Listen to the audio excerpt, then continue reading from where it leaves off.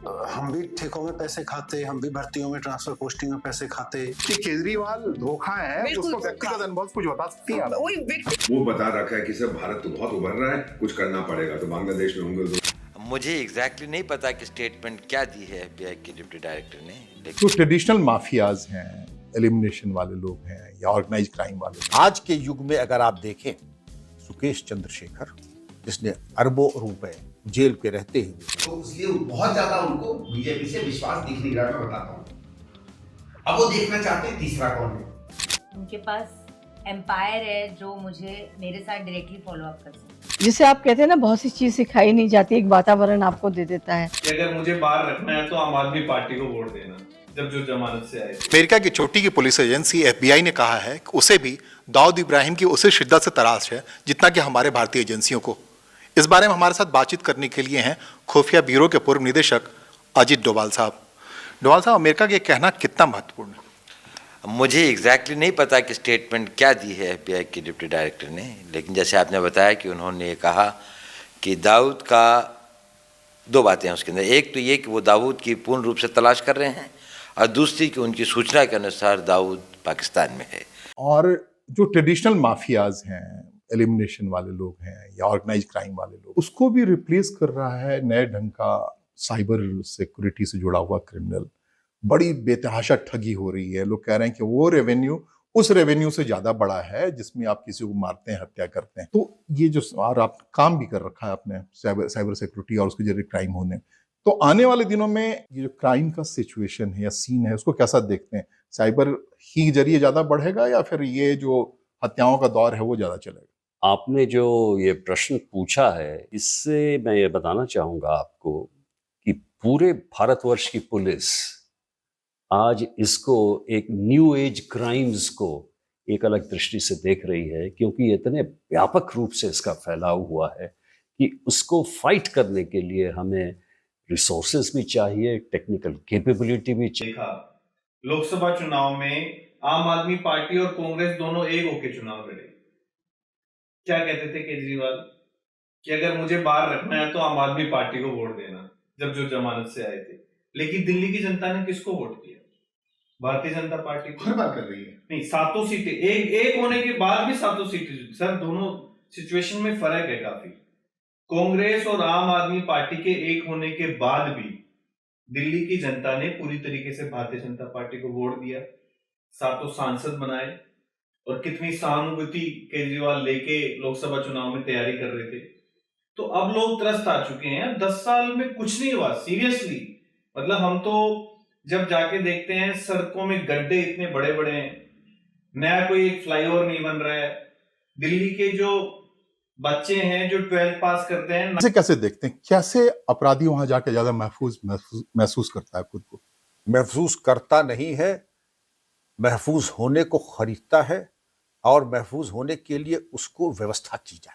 Show me the man and I will show you the rules. Krishnacharitmanas में जो कहा जाता है, बंदी गृह भा स्वर्ग समाना।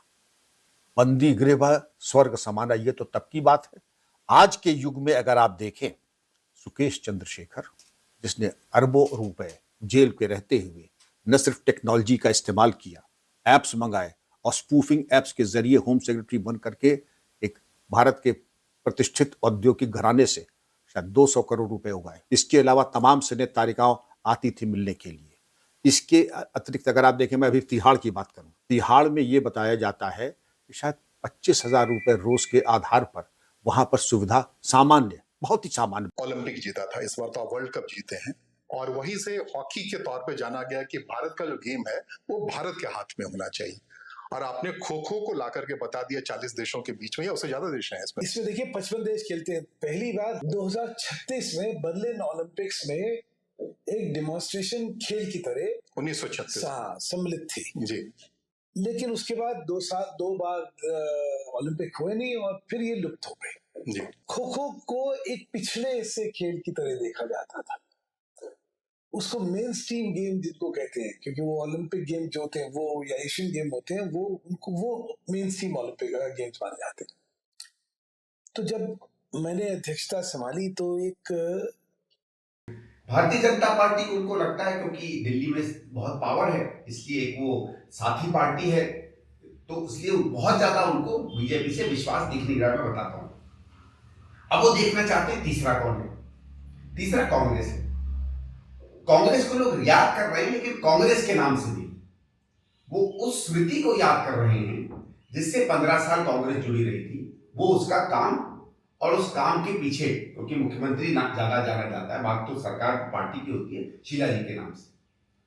लेकिन दिक्कत उनको क्या हो रही है कि जिस शीला जी के नाम की उनको याद आ रही है वो उन्हें दिख नहीं रही है। ये बताइए कि ये बात इसी से मैं बता रहा हूँ कि कांग्रेस इसलिए तो हिचक नहीं रही है कि संदीप दीक्षित को आगे करेंगे, और संदीप दीक्षित पे इतने सारे इल्जाम हैं, खुद ब खुद केजरीवाल को एक बड़ा मसला मिल जाएगा। नहीं, इल्जाम तो मेरे पे कोई नहीं है, फॉर्मली तो कोई इल्जाम ही नहीं। बताती हूँ कि मेरी फैमिली में 3 महीने पहले बहुत बड़ी ट्रेजेडी हुई। I lost somebody who is the most important person in our life, and he stays overseas in the region. So suddenly he passed away. So I didn't have a valid visa to go to Australia, and I got this news at 6 in the morning, and I didn't know who to call at 6 in the morning, and I said I'll try Salman कि शायद वो कभी कभी उस time पे उनका सोने का टाइम होता है, वो जाते हैं सोने के लिए, तो मैंने कहा मैं उनको ट्राई करती हूँ। उन्होंने फ़ोन नहीं उठाया, मैंने मैसेज छोड़ा, 7:30 बजे तक उनका कॉल आ गया कि तुमने क्यों फ़ोन किया। मैंने कहा सलमान, ये मेरी प्रॉब्लम है, मुझे जाना है।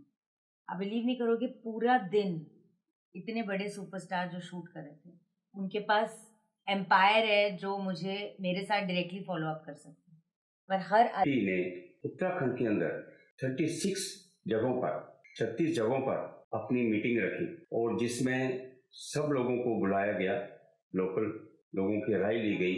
उसमें ट्राइबल्स भी हैं, मुस्लिम्स भी हैं, पहाड़ी भी हैं, और समाज के दूसरे जो तबका के लोग हैं वो सब आए। वुमेन आई, औरतें काफ़ी तादाद में आती रहीं, और मुझे खुशी है ये बताने में कि ना तो उत्तराखंड के अंदर ट्राइबल लोगों ने इसको अपोज किया, और मुस्लिम्स की भी एक सेक्शन जो थी जिसमें ज़्यादातर औरतें शामिल हैं, उन्होंने इसको बनाने में हमारी मदद की। और उनका ये व्यू था कि औरतों के हकूक़ को बचाने के लिए ये एक बड़ा ज़रूरी कदम है। तो हमने सब लोगों से अपने व्यू लिए। उसके बाद हमने क्या घटना हुई, कैसे आप पहुंचे, माता पिता कौन थे आपके? हमारा एक फौजी एटमॉस्फेयर था, पापा एयरफोर्स ऑफिसर थे, और मम्मी का साहित्यकार रही वो, और गायन, अध्यात्म और भक्ति में उनका बहुत झुकाव था, और उसमें वो चल रही थी। जिसे आप कहते हैं ना, बहुत सी चीज़ सिखाई नहीं जाती, एक वातावरण आपको दे देता है। तो जैसे सुबह होते ही वो भोर में स्तोत्र का पाठ करना या गायत्री मंत्र का, तो वो हमें बचपन में उसके मायने नहीं पता थे, लेकिन पूरा कंठस्थ याद हो गया था हमको। और जो दूसरा देशभक्ति और कि क्या गवर्नमेंट ऑफ इंडिया असर्टिव होने लगी है? अब तक जो वो I5 कंट्रीज कहते हैं, वहां बेस बना करके अपने यहाँ अलगाववादियों को शरण देने की बात थी, तो क्या वास्तव में भारत एक बहुत मजबूत ताकत के तौर पर उभर रहा है, और अलग अलग जगहों पे जो भारत को खंडित करने की कोशिश में हो, नक्सलवाद के नाम पर हो, या फिर कश्मीरियत के नाम पे हो, या फिर खालिस्तानी फोर्स हो, इन सबको अलग अलग जगहों पर दे रखा लोगों ने, तो क्या उन सबको असर्टिव करना हम शुरू किए हैं, इसलिए दुनिया की बड़ी ताकत हमसे नाराज दिखा रही है, आके दिखा रही है? बेसिकली वो इंडिया को मजबूत नहीं देखना चाहता, इसी को टारगेट कर रहा है। और यहाँ राहुल गांधी जैसा आदमी होगा तो उनके सामने झुक जाएगा, पाओ झूल लेने ले जाओ। राहुल गांधी तो चाइना की गोद में जाके बैठ गया था। राहुल गांधी जो इस टाइम पे प्रेसिडेंट है बांग्लादेश के, उनके साथ जाके मुलाकात करता है। राहुल गांधी तो जो आपके स्टूडियो उससे मुलाकात कर चुके हैं। कोई देश के भले की बात नहीं। हम भी ठेकों में पैसे खाते, हम भी भर्तियों में, ट्रांसफर पोस्टिंग में पैसे खाते, थोड़े इनके कराते, थोड़े अपने कर लेते, किसी को कोई दिक्कत नहीं थी। हमने कहा नहीं, खाएंगे भी नहीं और खाने भी नहीं देंगे।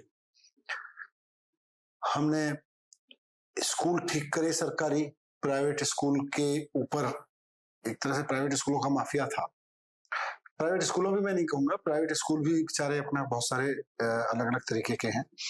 एक एजुकेशन माफिया था, एक हेल्थ को लेके ड्रग्स का माफिया था, दवाइयों का एजुकेशन में माफिया। बात कर रहे हैं, मुझे याद है वही कि आपने जो कमजोर तबके का जो सीट था रिजर्व, आते ही एक झटके में आपने इंश्योर किया कि नहीं इतनी सीटें तो आएंगी, सीटें मिलेंगी, देंगे वही मैंने कहा ना। स्टेट में जाते हैं, नए लोगों को मिलते हैं, तो अपने आप को चेंज करना बहुत ज़रूरी होता है। उनको समझना ज़रूरी होता है। आप अपने विचार उन पे थोपेंगे नहीं, उनसे लेंगे, उसको समझेंगे और उनको ढालेंगे, तो उनकी सोसाइटी में, उनके कोर्ट्स में, उनके यहाँ लॉयर्स में क्या रिक्वायरमेंट्स थी, ये सब समझा। और आई एम सो हैप्पी कि आई थिंक मैं और मेरा परिवार, when we came back, we came richer with the experience. That is one thing we always say कि हम दिल्ली में बड़े हुए रहेंगे या यथावत बने रहेंगे, या दूसरी बात जो सबसे बड़ी बात कि क्या उद्धव ठाकरे ही वहां मुख्यमंत्री बन पाएंगे, इसके लिए कांग्रेस काम कर रही है? देखिए, मेरा एक बात बहुत सीधा और साफ कहना है कि शरद पवार जी की पार्टी के टुकड़े कर दिए इस भारतीय जनता पार्टी ने, और जिस तरीके से शिवसेना के टुकड़े किए, तो ये सब देख रहे हैं कि भारतीय जनता पार्टी एन केन प्रकार बस सत्ता की लोभी हो चुकी है। आज उन्हें कुछ भी कर लो, सत्ता चाहिए। अब वो अगर उनको सीधे तौर पर नहीं आती, वोट के तौर पर नहीं आती, तो पार्टियां तोड़ के लेनी है। लेकिन मैं, अभी आपने उद्धव ठाकरे जी का बयान भी सुना होगा, उन्होंने कहा कि मैं उसके साथ, भारतीय जनता पार्टी के साथ बिल्कुल नहीं जाऊंगा। ऐसे में तब्दील हुआ तो बहुत ही संघर्ष का मामला है, बहुत ज्यादा संघर्ष का, कि जैसा रवैया था सबका रवैया बदल गया था। और मतलब ऐसा हो गया था कि ये, ऐसा मुझे लगता है कि ये सब मैं पब्लिक में क्या बोलूं, ना बोलूं तो ही ठीक है, जो घर की बात है वो घर में रहे तो ठीक है, लेकिन मेरे साथ बहुत बुरा सलूक हुआ था, तो और मुझे बिल्कुल आउटसाइडर बना दिया गया था। तो इसलिए मैंने सोचा कि मैं ये बर्दाश्त नहीं करूंगी और मैं अपने हक के लिए लड़ूंगी, क्योंकि मैंने उनके साथ इतने साल गुजारे जब कोई नहीं था उनके साथ। ये नहीं कि उनको लोग नहीं मिलते, बहुत लोग थे जो उनके साथ रहना चाहते थे, बट वो खुद ही बहुत चूजी थे कि मुझे जिसके साथ है मेरा रिश्ता या जो मुझे पसंद है। सारी तो चैरिटी वगैरह सब उन्होंने मुझसे आराम से कंबल उड़ाया, बच्चे को दूध दिया और कहा ऐसा हुआ, ये केस तो बड़ा खतरनाक है। सिंह साहब, आप वकील हैं, लेकिन मैं रोकूंगा बीच में इसलिए कि आप पक्ष रख रहे हैं कि आप निर्भया के वकील कैसे बने और उसकी वजह क्या बने, लेकिन लोग ये देख रहे हैं कुल मिलाकर के, लोग कहते हैं कि मानवाधिकारवादी हैं या एपी सिंह साहब अपराध अधिकारवादी हैं, कि अपराध चलता रहे, उस सेंसिटिविटी को लोग कम कर पाएं, इसके लिए वकालत करते रहें। नहीं, मानवाधिकारों के साथ साथ अपराधवादी खत्म होना चाहिए, अपराध खत्म होना चाहिए, भय मुक्त समाज होना चाहिए और महिलाएं सुरक्षित होना चाहिए, ये मानवाधिकारों का भी हनन ना हो। तो वो अपनी माँ का अपमान का बदला लेने के लिए और नई दिल्ली के लोगों की लड़ाई लड़ने के लिए आज केजरीवाल के सामने खड़े हैं संदीप दीक्षित या अलका लांबा खड़ी है, मुद्दों पर लड़ रहे हैं। भारत जोड़ो यात्रा, न्याय यात्राएं अगर ना की होती तो भाजपा का रथ अब की बार 400 पार बहुमत के लाले पड़ के बैसाखियों में सरकार लाने वाला अगर कोई है तो वो राहुल गांधी है। अरविंद केजरीवाल ने तो सरेंडर किया पूरी भाजपा के सामने।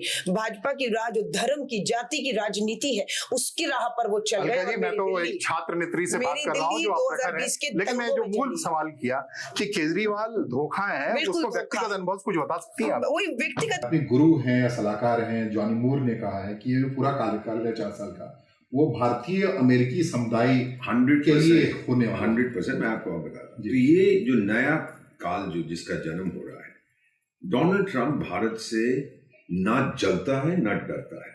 जो बाइडेन डरता भी है और जलता भी है, क्योंकि उसका, जिसको हम कहते हैं, जो उसका शैलो स्टेट है, उसको लोग डीप स्टेट कहते हैं, मैं शैलो स्टेट कहता हूँ, बेवकूफ आदमी है। वो बता रखा है कि सर भारत तो बहुत उभर रहा है, कुछ करना पड़ेगा, तो बांग्लादेश में उंगल दो, मिजोरम में उंगल दो, यहाँ ये करो, वहाँ ये करो। आप लोगों ने तो गौतम अडानी को पकड़ लिया, उसको चार्जशीट किया कि भारत के अंदर उसने भारतीय ऑफिशियल्स को घूस दिया है। भाई, आपके चाचा का क्या जाता है? तुम जगत चाचा हो क्या? अंकल सैम तो सब लोग कहते हैं। और जब आपके राष्ट्रपति का अपना बेटा बेईमानी करता है, उसको कम से कम हम इम्पैक्ट होने दें हमारे इकोसिस्टम को लेकर। तो लगातार हर गुजरते दिन के साथ नई चुनौतियां बढ़ती जा रही हैं। आवश्यकता है कि आप जल्द से जल्द अपनी इस नई चुनौतियों को समझें, परखें और इफेक्टिव अपने स्ट्रेटजीज बनाएं, अपने विचार बनाएं कि हम किस तरीके से अपने आप को प्रोटेक्ट करेंगे, संरक्षित रखेंगे इस आर्टिफिशियल इंटेलिजेंस की युग में।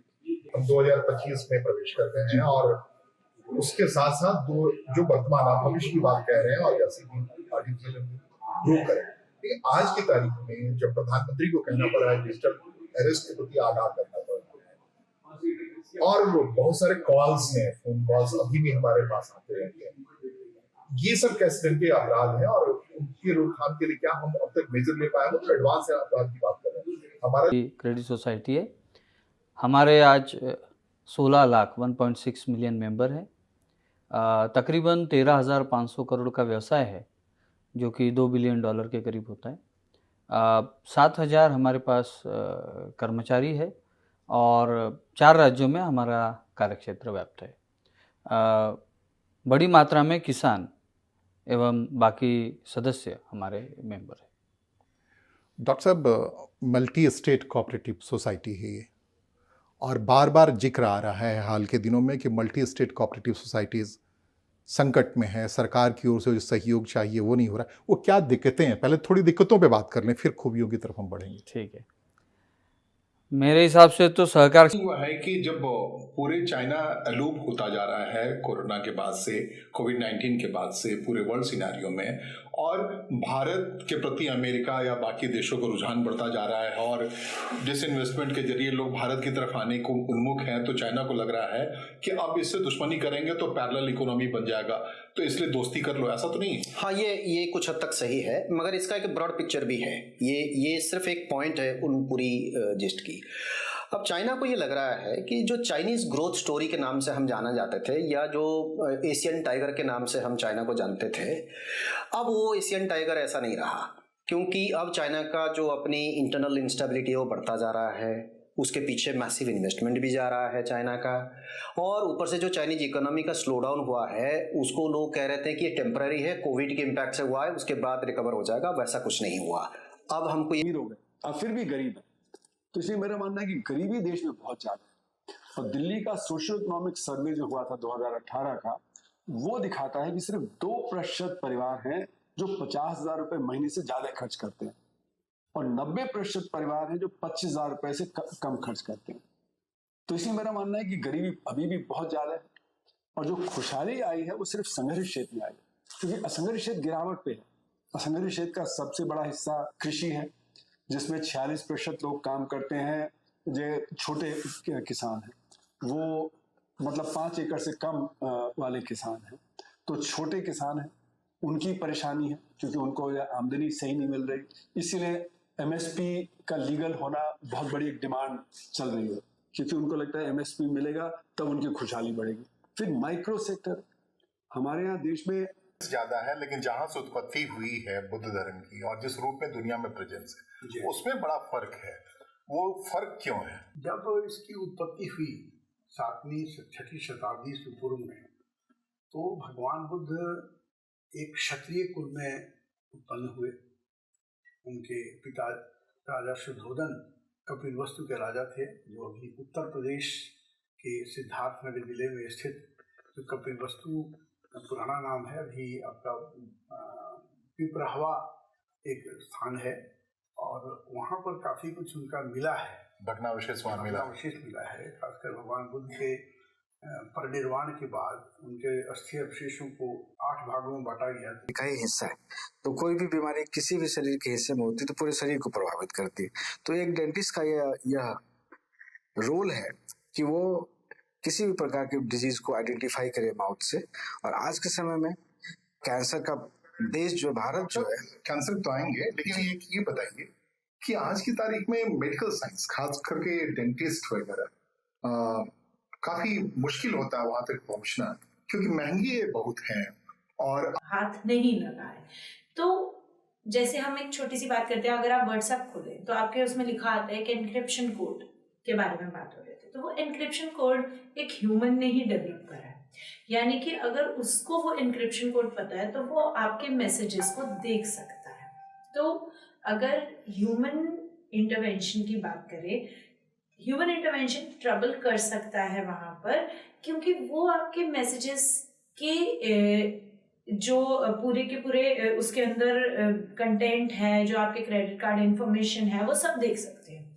लेकिन अगर हम बात करें एआई की, तो वहां पर ह्यूमन इंटरवेंशन जीरो हो जाता है। अगर यही काम मैं एक एआई को सिखा देती हूँ कि किस तरीके से एन्क्रिप्शन कोड लिखना है और उसे किस तरीके से इम्प्लीमेंट करना है, ना वो कुछ एडिशनल ताकत मिलती है किसी पॉलिटिकल पर्सनालिटी को? देखिए, पार्टी के अंदर रहें तब भी अच्छी ताकत मिलती है, लेकिन न्यूट्रली होने के नाते मैं जो अपने मेरे इशार की समस्याएं हैं, मैं उनको पूरा जोर शोर से उठवाऊंगी और उनको करवाऊंगी। तो मेरे इशार के लोग सब मेरे साथ हैं, तो इशार की समस्याओं को ही उठाने के लिए, इशार अच्छा रहे, अच्छा बने, उसी के लिए मैं चुनाव मैदान में आई हूँ। बहुत समय तक यहाँ का रिप्रेजेंटेशन आपके हाथ में रहा, आपके पतिदेव के हाथ में रहा, तो अब हिसार में क्या कमी दिख रही है आपको कि लगता है कि आपको आना चाहिए और विधायक बनना चाहिए? आदमियों की यहाँ ऑपरेशन सेल तो उग्रवादियों का सेल है, इसमें क्या काम है? मैंने कहा जी वो मैंने ये कहने की कोशिश की कि ड्रग्स की वजह से भी उग्रवाद पनपता है। तो कहता नहीं आपकी काम नहीं बेटा होता, आपको आने की जरूरत। रिहाई मैं कराऊंगा, क्योंकि इससे बाकी मुखबिरी के लिए जो आप जानते हैं, आपका सबसे स्ट्रांग पार्ट जो रहा है मुखबिर वाला रहा है। तो अगर एक टूटेगा तो बाकी सब हड़बड़ा के गिर जाएंगे। इस साजिश को समझते हुए, इसका अंदेशे को समझते हुए आपने पुलिस डिपार्टमेंट से एक बड़ा तनातनी होगा। संगानी साहब, आप बता रहे हैं कि क्या होगा क्या नहीं होगा, लेकिन जो सहकारिता को समझने वाले लोग कहते हैं वो ये कहते हैं कि निजी क्षेत्र की नज़र सफल कोऑपरेटिव उद्यमों पर लगी पड़ी है और वो कहीं ना कहीं चाह रहे हैं कि जो सफल कोऑपरेटिव उद्यम हैं वो निजी क्षेत्र के हवाले आ जाए या निजी क्षेत्र को मौका मिल जाए और व्यक्तिगत लाभ के लिए उसे ले जाए। ऐसा तो नहीं होने वाला है मल्टी स्टेट कोऑपरेटिव लॉ में कि जो स्थापित बड़े कोऑपरेटिव संस्थान हैं उनके कामकाज में कोई दिक्कत आने वाली है? मेरे ख्याल से सरकार ऐसा कभी नहीं सोचेगी। निजी कोऑपरेटिव सोसाइटी किसी के हाथ में होगी तो उनको पारदर्शक, सार्वजनिक, राष्ट्र के हित में, सबके हित में। जो कुछ भी दिल्ली ने एक बदरंग चेहरा देखा, तो उस दंगे का सबसे ज्यादा प्रभावित इलाका ये था, सबसे एग्रेशन यहाँ ये जगह था, उसमें कैसे आप दायरा करके निकाला ये बताइए। निश्चित रूप से 2020 के अंदर जो दंगा हुआ, चाहे खजूरी के अंदर हुआ हो, चाहे इससे भी आगे पर हुआ हो, गरीब लोगों के दुकानों को जला दिया, लूट लिया, और फेज 7 और 6 के अंदर भी दंगा था। इस दंगे का इतना भयंकर स्वरूप था, आज मन उसी प्रकार से दंगे की जब दिमाग में कई बात आती है तो निश्चित रूप से मन के अंदर बहुत बड़ी पीड़ा होती है। प्रधानमंत्री कैंपेन में, दिल्ली कैंपेन में कहे कि तुष्टीकरण और मार्केटिंग, तो थोड़ी झलक बताइए क्या है ये सच्चाई? इसमें देखिए, मैं अगर आपको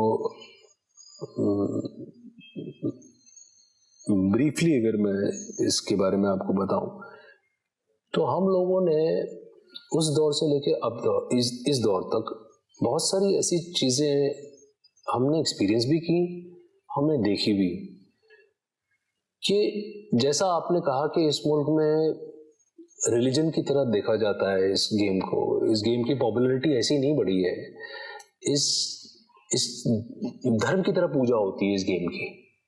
और जब करोड़ों दर्शक बैठ करके हिंदुस्तान की टीम को खेलते हुए देखते हैं, तो जिस तरह की भावनाएं उनकी जुड़ी होती हैं टीम के साथ, वो से होता है, मन से होता है। तो सेवा भाव का मेरा बहुत अपने अंदर से जुड़ाव है, इसमें किसी का वो नहीं था, बट ये कि मुझे सेवा करना बहुत अच्छा लगता था। और ये लॉयंस क्लब एक ऐसा प्लेटफॉर्म है जिसमें आपको एक तो सोशल एक्टिविटीज़ करने का बहुत अच्छा मौका मिलता है, साथ में एक हमारी फैमिली भी बनती है। इसमें लॉयंस के थ्रू हम बहुत लोगों को हम जानते हैं और हम इकट्ठा होकर के हम जो है वो एक सेवा कार्य कर पाते हैं, जो कि एक रिकॉग्निशन में मिलता है, क्योंकि हमारे क्लब का पूरा एक प्रोटोकॉल होता है, एक सिस्टम बना हुआ है। तो उसमें लाने का काम किया। तो अभी जब हमको अमेरिका इस तरह का प्रेशर दे कि आप हमारे सैंक्शन रेजिम को ज्वाइन कर लो, आपकी जो स्ट्रेटेजिक इम्पेरेटिव्स है उसको आप ताखे पे डाल दो, रशिया के वीजा भी रशिया, आप रशिया को बिल्कुल आप जेटिसन कर दो। ये कैसे मुमकिन है? बाइडन आते हैं और जाते हैं, लेकिन इसी को जियो पॉलिटिक्स बोलते हैं। ये चाइना के साथ मैं जो कह रहा हूँ, नहीं, मैं उसी पे आता हूँ। तो जब ये हुआ तो हमने कहा कि ठीक है, हम आपके इंडो पैसिफिक स्ट्रेटजी का हम हिस्सा है, हम क्वाड्स का हिस्सा है, हम भी साउथ चाइना सी में हम चाहते हैं लैंड चाहिए। कम से कम 2 एकड़ तो होना चाहिए सर, किसी भी स्कूल को सक्सेसफुली और अच्छा एक एनवायरनमेंट देने के लिए बच्चों को। क्योंकि अगर आपके पास अच्छी जगह ही नहीं है, स्पेशियस नहीं है आपके पास, तो आप कैसे किसी भी बच्चे को फिजिकल एक्टिविटीज के लिए आप ये तो सीबीएसई स्कूल के लिए भी क्राइटेरिया है कि 2 एकड़ चाहिए आपको। जी। हाँ, लेकिन आपका सिलेबस सीबीएसई स्कूल से अलग है? नहीं, सीबीएसई ही है सर, और उसके साथ साथ हमने चीजें ऐड ऑन करी हुई है। जैसे हमारी प्रार्थना हॉल में जो असेंबली होती है वो बिल्कुल अलग होती है। उसमें हम वेदास, क्योंकि आर्य समाज से जुड़े हुए हैं प्रोफेसर बचस्पति कुरवंशी, तो उनका कल्चर आर्य समाज की। इसकी अंग्रेजी भी ऐसी है कि हिंदी वाले भी पढ़ सकते हैं। अरे तो कमाल। मैं खुद हिंदी वाला हूँ इसके। सच है। चलो जी, जब इस किताब पे आपने काम करना शुरू किया, जी, क्यों किया?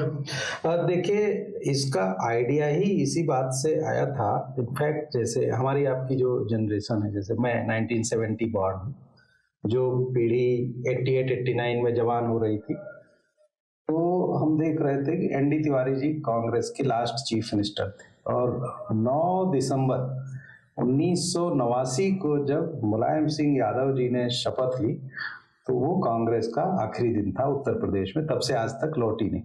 तो मुलायम सिंह ने उसको, प्रदेश को कांग्रेस मुक्त बनाया। बात यह है। और बंगला के बारे में, बंगालियों के बारे में कहा जाता है, जे पोड़े काली ते पोड़े बंगाली, कोई लड़ाई नहीं, कोई विषाद नहीं।